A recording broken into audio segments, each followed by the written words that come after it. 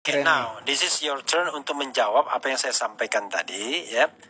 Kenapa melalui gerakan rakyat atau ormas tidak langsung jumping up membentuk partai politik, padahal ke depan dengan adanya presidensial threshold 0 sudah dihapuskan oleh MK, kan tidak perlu lagi ragu-ragu, justru sekarang kewajibannya adalah bagaimana mempertahankan agar 8 partai DPR nggak neko-neko bikin threshold gaya lain kan, padahal MK mengatakan itu sudah inkonstitusional. Ya. Silakan.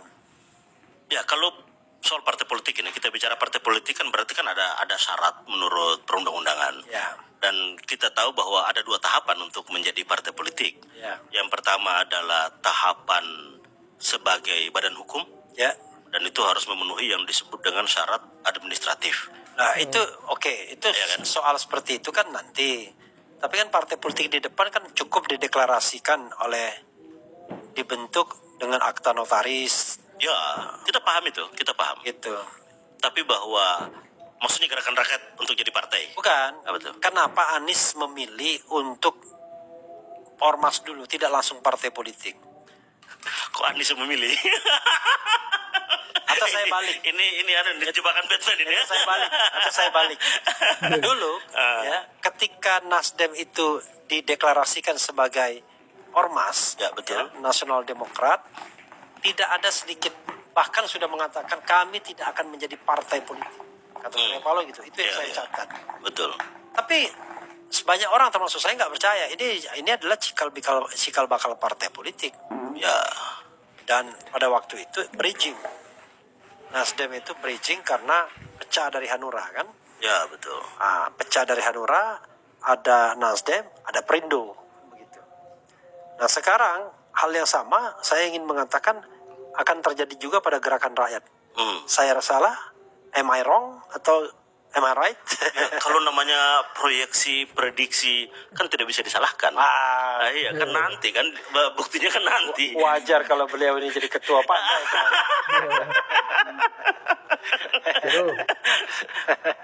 Ya semua bertahap lah, ada fasenya, fase anak-anak, fase remaja. Luar biasa, ada fasenya ya. Bijaksana sekali ya. Jadi syukuri apa yang ada.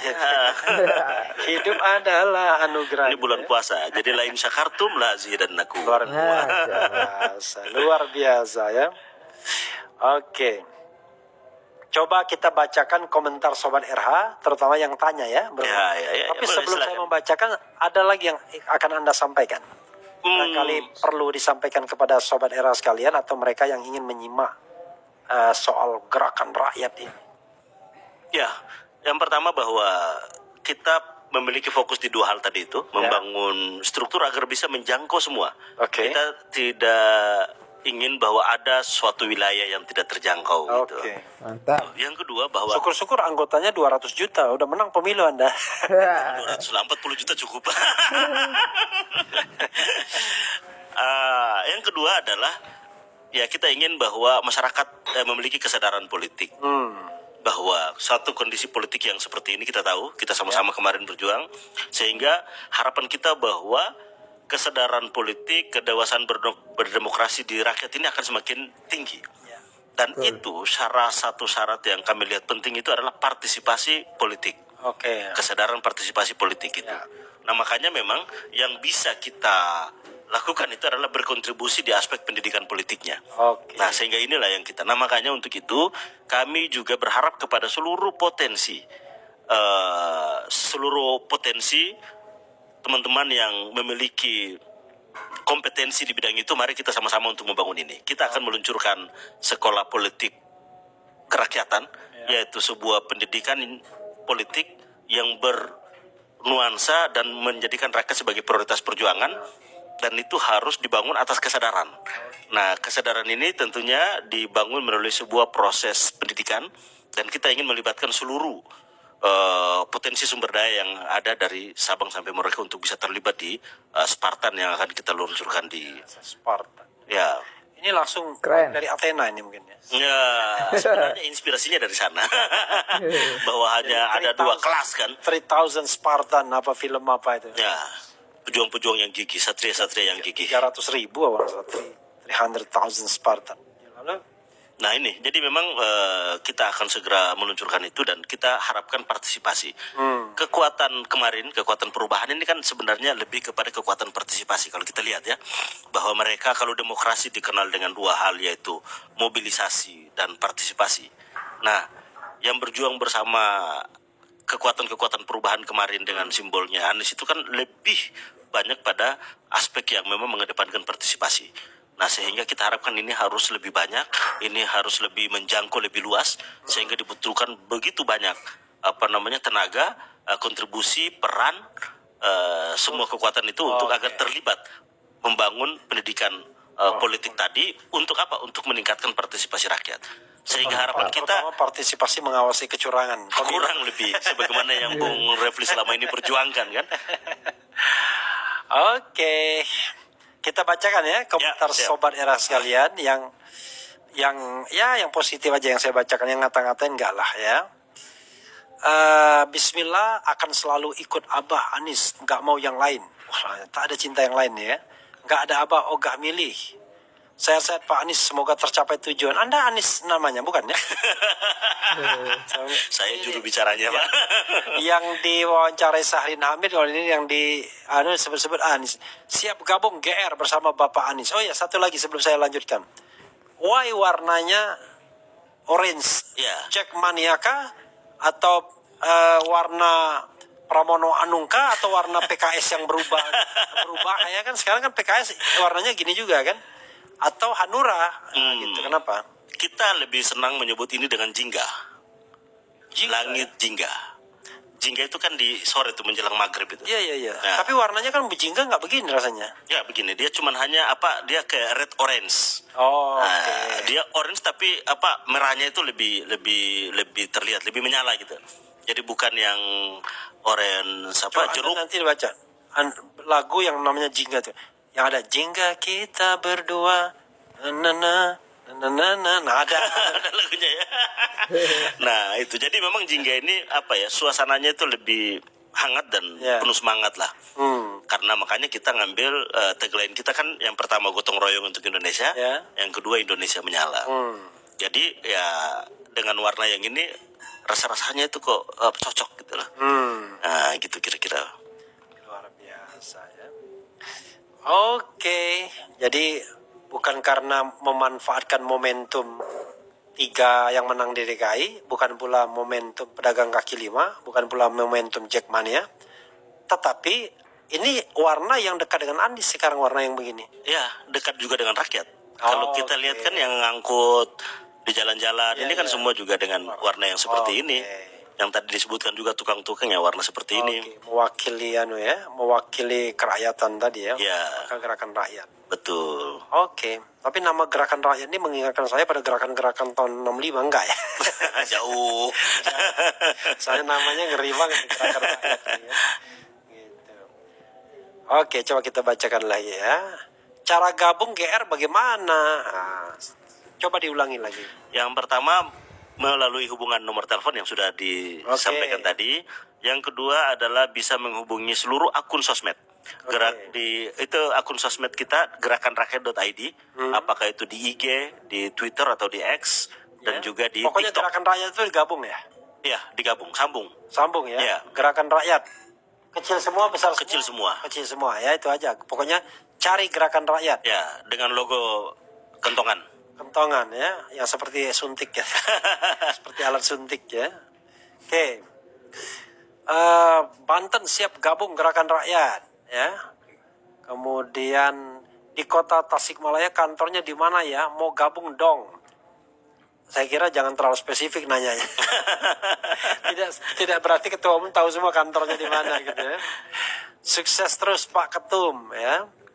Sama aja ujung-ujungnya cari kuasa, transaksional, korupsi, cari makan dengan mengatasnamakan rakyat, kebanyakan partai, kebanyakan ormas, isinya cengengesan, luar biasa. Aryo Dewo ini, kayaknya ini pengagum Jokowi.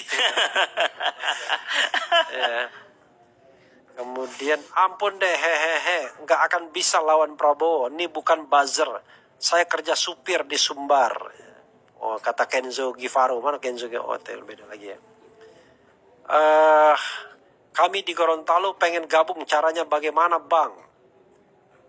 Oh, kemudian apalagi nih, macam-macam lah ya. Saya nggak mungkin baca semua, saya scrolling aja. Coba yang terakhir apa? Gerakan rakyat Bismillahirrahmanirrahim. Ya. Kemudian apalagi ini? Jokowi nyolong APBD. Oh ini beda lagi. Kemudian sainganmu berat Anies, bangun ya, jangan mimpi jadi presiden. Lu siapa? Ya, lu siapa Anies katanya. Jadi memang ada satu pertanyaan termasuk spekulasi yang saya keluarkan juga adalah kalau kita mau menatap 2029 ya, dan gerakan rakyat sebagai bridging, sebagai apa nanti apa istilahnya, kecebong itu namanya ya, tunas ya jadi nanti metamorfosanya ke partai politik. Tapi apa gunanya kalau politik itu masih curang dan kekuatan koersif bisa mengawal kecurangan itu, bahkan menjadi pelaku kecurangan yang nggak bisa juga diapa-apain. Di depan mata kita pun mereka tahu kita curang, tapi tidak ada mekanisme yang adequate, yang memadai untuk mengatasi atau mempunish dan membuat vonis yang adil terhadap kecurangan tersebut, termasuk di MK sekalipun. Ya. Dan belakangan kan Prabowo bilang kan, Ya. kemenangan kita karena didukung oleh Presiden ke-7, ya kan? Hidup Jokowi, ya gitu. Kan deklarasi kita hidup rakyat. Oh, hidup rakyat. Ya. Jokowi adalah rakyat. Kita adalah rakyat. Berarti gerakan rakyat ini pendukung Jokowi. Okay. Ya, jadi makanya kita kenapa lebih mengedepankan pendidikan politik itu karena situ, faktor-faktor itulah. Kita tahu bahwa memang sesuatu itu berat, bahwa sesuatu itu sangat sistematik, bahwa sesuatu itu memang masif. Tapi ya harus ada juga yang melakukan itu. Ada juga yang harus ya menyalakan lilin dan membawa obor. Kita ingin menjadi bagian dari itu, bahwa kita ingin membawa penerangan. Kita ingin bahwa walaupun mungkin tidak seluruh rakyat menyadari itu, tapi bahwa apa yang kita lakukan ini membawa dampak buat rakyat, membawa dampak kesadaran politik rakyat. Toh kemarin kita juga bisa menyaksikan bahwa ada 24-25% yang memang tahan banting, tahan godaan, tahan tekanan. Artinya bahwa potensi itu ada. Nah, cuman kan skalanya masih 40 juta, skalanya masih 24-25%. Nah, ini yang harus kita besarkan. Rupanya walaupun gerakan rakyat, ormas tetap punya skala ya? Ya, kita cara berpikirnya kan Indonesia. Oke. Artinya kan skala yang rasional untuk memenangkan Anies kan? Karena kita dulu kan tumbuh dari pemenangan. Oke. Ya kan? Oke. Karena gerakan rakyat memang adalah kelompok-kelompok kerelawanan, tapi kan berdimensi elektoral saat itu. Oke, tapi bro ya, mungkin ada hal yang agak perlu Anda antisipasi bahwa Pilpres itu masih lama. Oh iya. Kalau orang ibaratnya menjaga semangat itu kan tidak gampang. Betul sekali. Latihan terus tapi tidak ada pertandingan karena males. Betul. Atau bertanding terus tapi tidak ada persiapan lapangan yang baik. Betul. Itu juga agak bermasalah kan? Ya. Giliran kita di lapangan A ternyata becek di situ. Lapangan B ternyata beceknya pindah misalnya begitu ya. Itu apa yang mau dilakukan oleh gerakan rakyat ini? Satu, untuk memelihara semangat itu sampai Spartan gitu. Ya. Dan yang kedua, apa upaya-upaya agar ada yang namanya lapangan yang tidak becek. Ya. Lapangan yang baik untuk bermain sepak bola sehingga pertandingan itu indah dilihat. Ya. Tarian-tarian samba itu betul-betul bisa ini kan. Ini nggak ada gunanya Anda menang di dalam debat, di persepsi menang. Kan begitu kata lembaga-lembaga survei apa-apa. Tapi akhirnya toh tetap kalah di dalam perhitungan. Ya. Jadi kan memang ini kan memang berbagai macam dimensi. Ya. Ada dimensi sistem politik kita, ada dimensi dari penyelenggara negara, artinya aparatus gitu kan, ada dimensi rakyat. Nah, dan yang keempat juga ada dimensi sebuah tradisi yang dibangun dari efek sistem politik kita. Ya, ya. Nah, kita kan juga mungkin sebagai organisasi kemasyarakatan yang juga ya sedang meniti. Ya. Nah, ini kan tidak mungkin juga menyelesaikan semua hal. Ya. Nah, yang bisa dilakukan adalah membangun kolaborasi dengan semua spektrum yang ada. Dan kita tahu bahwa ternyata perjuangan itu kan selalu juga mencapai tujuannya. Contoh perjuangan presidensial threshold. Kan juga dikerjakan dikerjakan oleh teman-teman dari kelompok-kelompok strategis yang lain. Ya. Dan itu ya kita tahu bahwa itu bisa gol. Ya, ya bisa Begitu. gol karena pemilunya udah bubar. Iya, artinya kalau bahwa sebelum pilpres itu nggak akan gol. tapi Soalnya korbannya saya 5 kali mengajukan, 5 kali dan ditolak. itu kan berkali-kali kan orang melakukan itu. Iya. Tapi artinya bahwa ada momentumnya juga bisa memenangkan itu. Ya. Dan itu kan tidak dikerjakan oleh satu kelompok, oleh berbagai macam kelompok. Oke. Nah, kita ini kan salah satu dari sekian kelompok yang banyak yang sedang memperjuangkan kesehatan demokrasi kita, tumbuh berkembangnya situasi politik yang kondusif, konstruktif. Ya. Tuh. Nah, sehingga memang ya kita melakukan apa yang kita bisa. Nah, saat ini yang kita bisa lakukan adalah membangun konteks pendidikan politik untuk rakyat. Tapi bahwa ada dimensi lain bagaimana memperjuangkan agar sistem politik kita lebih adil. Ya. Tapi ada juga yang mendorong agar birokrasi kita, pemimpin aparatur kita itu agar memiliki kesadaran moral yang juga tinggi. Karena kalau itu juga ya sama juga bisa memakan sistem yang ada. Ya. Nah, di sisi lain adalah bahwa bagaimana membangun tradisi politik yang kalau kita lihat selama ini bahwa terlalu banyak kekuatan intelektual tidak mendapatkan ruang di panggung politik. Nah, bagaimana kita buka ruang itu sehingga yang hadir adalah kontestasi intelektualitas. Ada gagasan-gagasan yang bertarung Pokoknya di situ. gerakan rakyat itu adalah gerakan yang geruduk kalau seandainya terjadi kriminalisasi terhadap para intelektual, begitu dong. Ya, itu bisa jadi menjadi bagian dari salah satu yang harus Oke. kita Jadi kalau saya perjuangkan. nanti dikriminalisasi, saya Pasti. tolong dong. Ini kita dikriminalisasi gara-gara menginterview ketua umum gerakan rakyat.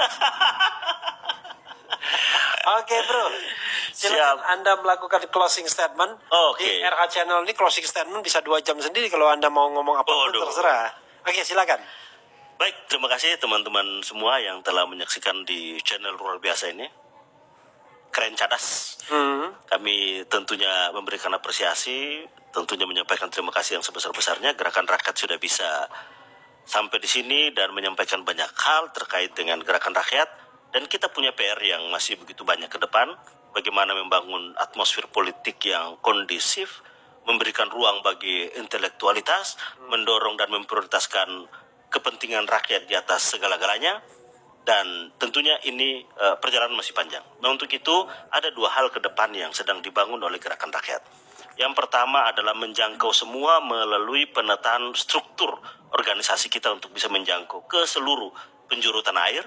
Dan yang kedua adalah membangun pendidikan politik melalui sekolah politik kerakyatan. Ini akan kita luncurkan nanti di bulan April dan kita harapkan ini menjadi sekolah rakyat. Ini menjadi instrumen untuk sama-sama kita maju bersama, kita tumbuh bersama dan berdampak bersama bagi kesehatan demokrasi kita. Sehingga nantinya harapan kita bahwa gagasan-gagasan terbaik Indonesia yang semakin adil, Indonesia yang semakin sejahtera, itu bisa diwujudkan melalui gerakan rakyat yang bergerak secara serentak di semua lini. Terima kasih, salam gerakan rakyat, gotong royong untuk Indonesia, Indonesia menyala. Hidup rakyat. Luar biasa ya. Indonesia menyala ini punya siapa? Gotong royong ini punya siapa? Jangan-jangan sudah baru merger, jangan-jangan. Ya, sahabat sekalian, itu tentang gerakan rakyat ya. Sekali lagi, kalau Anda mau bergabung, nanti ada di deskripsi itu nomor handphone yang bisa dihubungi atau di WA. Ya, tadi nomornya sudah saya sebut. Mudah-mudahan ini menjadi bagian ikhtiar untuk kebaikan Indonesia ya. Siap. Jangan memunculkan tragedi baru. Ya. Kata Ahok, kesel-keselnya dia bilang, ini pemainnya doang yang ganti. Mafianya tetap.